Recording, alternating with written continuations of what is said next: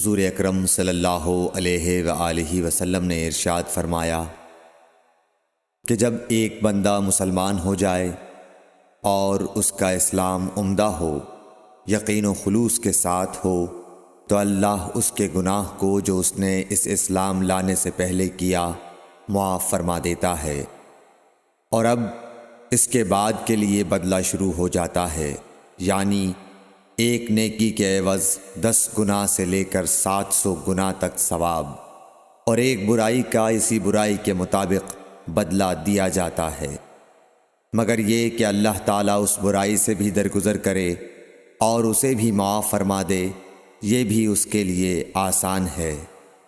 صحیح بخاری حدیث نمبر 41۔ رسول اللہ صلی اللہ علیہ وسلم نے فرمایا کہ تم میں سے کوئی شخص جب اپنے اسلام کو عمدہ بنا لے، یعنی نفاق اور ریا سے پاک کر لے، تو ہر نیک کام جو وہ کرتا ہے اس کے عوض 10 سے لے کر 700 گناہ تک نیکیاں لکھی جاتی ہیں، اور ہر برا کام جو کرتا ہے تو وہ اتنا ہی لکھا جاتا ہے جتنا کہ اس نے کیا ہے۔ صحیح بخاری حدیث نمبر 42۔ رسول اللہ صلی اللہ علیہ وسلم ایک دن حضرت عائشہ رضی اللہ تعالی عنہا کے پاس آئے۔ اس وقت ایک عورت حضرت عائشہ رضی اللہ تعالی عنہا کے پاس بیٹھی تھی۔ آپ صلی اللہ علیہ وسلم نے دریافت کیا، یہ کون ہے؟ عرض کیا، فلاں عورت، اور اس کی نماز کے اشتیاق اور پابندی کا ذکر کیا۔ آپ صلی اللہ علیہ وسلم نے فرمایا، ٹھہر جاؤ، سن لو کہ تم پر اتنا ہی عمل واجب ہے جتنے عمل کی تمہارے اندر طاقت ہے۔ اللہ کی قسم، ثواب دینے سے اللہ نہیں اکتاتا، مگر تم عمل کرتے کرتے اکتا جاؤ گے، اور اللہ کو دین کا وہی عمل زیادہ پسند ہے جس کی ہمیشہ پابندی کی جا سکے، اور انسان بغیر اکتائے اسے انجام دے۔ صحیح بخاری حدیث نمبر 43۔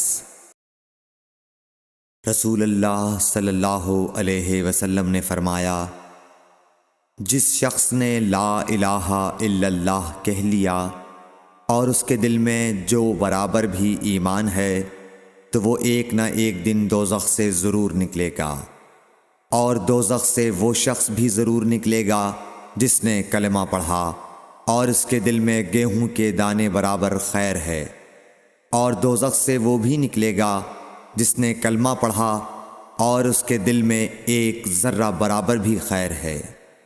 صحیح بخاری حدیث نمبر 44۔ ایک یہودی نے حضرت عمر بن خطاب رضی اللہ تعالیٰ عنہ سے کہا کہ اے امیر المومنین، تمہاری کتاب قرآن میں ایک آیت ہے جسے تم پڑھتے ہو، اگر وہ ہم یہودیوں پر نازل ہوتی تو ہم اس کے نزول کے دن کو یوم عید بنا لیتے۔ آپ نے پوچھا، وہ کون سی آیت ہے؟ اس نے جواب دیا، سورہ مائدہ کی یہ آیت کہ آج میں نے تمہارے دین کو مکمل کر دیا اور اپنی نعمت تم پر تمام کر دی اور تمہارے لیے دین اسلام پسند کیا۔ حضرت عمر رضی اللہ تعالی عنہ نے فرمایا کہ ہم اس دن اور اس مقام کو خوب جانتے ہیں۔ جب یہ آیت رسول اللہ صلی اللہ علیہ وسلم پر نازل ہوئی، اس وقت آپ صلی اللہ علیہ وسلم عرفات میں جمعے کے دن کھڑے ہوئے تھے۔ صحیح بخاری حدیث نمبر 45۔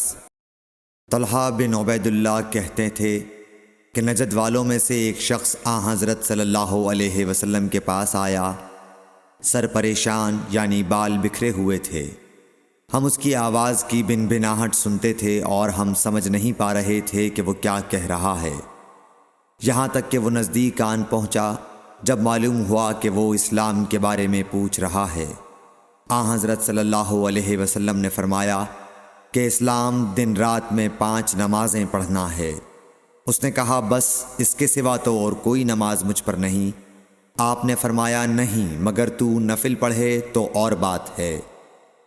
حضرت صلی اللہ علیہ وسلم نے فرمایا، اور رمضان کے روزے رکھنا۔ اس نے کہا، اور تو کوئی روزہ مجھ پر نہیں ہے۔ آپ نے فرمایا، نہیں، مگر تو نفل روزے رکھے تو اور بات ہے۔ طلحہ نے کہا اور آن حضرت صلی اللہ علیہ وسلم نے اس زکوٰۃ کا بیان کیا۔ وہ کہنے لگا کہ بس اور کوئی صدقہ مجھ پر نہیں ہے؟ آپ نے فرمایا نہیں، مگر یہ کہ تو نفل صدقہ دے تو اور بات ہے۔ پھر وہ شخص پیٹھ موڑ کر چلا گیا، یوں کہتا جاتا تھا، قسم خدا کی میں نہ اس سے بڑھاؤں گا نہ گھٹاؤں گا۔ آن حضرت صلی اللہ علیہ وسلم نے فرمایا، اگر یہ سچا ہے تو اپنی مراد کو پہنچ گیا۔ صحیح بخاری حدیث نمبر 46۔ آن حضرت صلی اللہ علیہ وسلم نے فرمایا، جو کوئی ایمان رکھ کر اور ثواب کی نیت سے کسی مسلمان کے جنازے کے ساتھ جائے اور نماز اور دفن سے فراغت ہونے تک اس کے ساتھ رہے تو وہ 2 قیرات ثواب لے کر لوٹے گا۔ ہر قیرات اتنا بڑا ہوگا جیسے احد کا پہاڑ۔ اور جو شخص جنازے پر نماز پڑھ کر دفن سے پہلے لوٹ جائے تو وہ 1 قیرات ثواب لے کر لوٹے گا۔ صحیح بخاری حدیث نمبر 47۔ حضرت صلی اللہ علیہ وسلم نے فرمایا کہ مسلمان کو گالی دینے سے آدمی فاسق ہو جاتا ہے اور مسلمان سے لڑنا کفر ہے۔ صحیح بخاری حدیث نمبر 48۔ حضرت صلی اللہ علیہ وسلم اپنے حجرے سے نکلے، لوگوں کو شب قدر بتانا چاہتے تھے وہ کون سی رات ہے۔ اتنے میں 2 مسلمان آپس میں لڑ پڑے۔ آپ صلی اللہ علیہ وسلم نے فرمایا، میں تو اس لیے باہر نکلا تھا کہ تم کو شب قدر بتلاؤں، اور فلاں فلاں آدمی لڑ پڑے تو وہ میرے دل سے اٹھا لی گئی، اور شاید اسی میں کچھ تمہاری بہتری ہو۔ تو اب ایسا کرو کہ شب قدر کو رمضان کی 27ویں، 29ویں اور 25ویں رات میں ڈھونڈا کرو۔ صحیح بخاری حدیث نمبر 49۔ ایک دن آن حضرت صلی اللہ علیہ وسلم لوگوں میں تشریف فرما تھے کہ آپ کے پاس ایک شخص آیا اور پوچھنے لگا کہ ایمان کسے کہتے ہیں۔ آپ صلی اللہ علیہ وسلم نے فرمایا کہ ایمان یہ ہے کہ تم اللہ پاک کے وجود اور اس کی وحدانیت پر ایمان لاؤ، اور اس کے فرشتوں کے وجود پر، اور اس اللہ کی ملاقات کے برحق ہونے پر، اور اس کے رسولوں کے برحق ہونے پر، اور مرنے کے بعد دوبارہ اٹھنے پر ایمان لاؤ۔ پھر اس نے پوچھا کہ اسلام کیا ہے؟ آپ صلی اللہ علیہ وسلم نے پھر جواب دیا کہ اسلام یہ ہے کہ تم خالص اللہ کی عبادت کرو اور اس کے ساتھ کسی کو شریک نہ بناؤ، اور نماز قائم کرو، اور زکوٰۃ فرض ادا کرو، اور رمضان کے روزے رکھو۔ پھر اس نے احسان کے متعلق پوچھا۔ آپ صلی اللہ علیہ وسلم نے فرمایا، احسان یہ ہے کہ تم اللہ کی عبادت اس طرح کرو گویا تم اسے دیکھ رہے ہو۔ اگر یہ درجہ نہ حاصل ہو تو پھر یہ تو سمجھو کہ وہ تم کو دیکھ رہا ہے۔ پھر اس نے پوچھا کہ قیامت کب آئے گی؟ آپ صلی اللہ علیہ وسلم نے فرمایا کہ اس کے بارے میں جواب دینے والا پوچھنے والے سے کچھ زیادہ نہیں جانتا، البتہ میں تمہیں اس کی نشانیاں بتلا سکتا ہوں۔ وہ یہ ہیں کہ جب لونڈی اپنے آقا کو جنے گی، اور جب سیاہ اونٹوں کے چرانے والے دیہاتی لوگ ترقی کرتے کرتے مکانات کی تعمیر میں ایک دوسرے سے بازی لے جانے کی کوشش کریں گے، یاد رکھو قیامت کا علم ان 5 چیزوں میں ہے جن کو اللہ کے سوا کوئی نہیں جانتا۔ پھر آپ صلی اللہ علیہ وسلم نے یہ آیت پڑھی کہ اللہ ہی کو قیامت کا علم ہے کہ وہ کب ہوگی۔ پھر وہ پوچھنے والا پیٹھ پھیر کر جانے لگا۔ آپ نے فرمایا کہ اسے واپس بلا کر لاؤ۔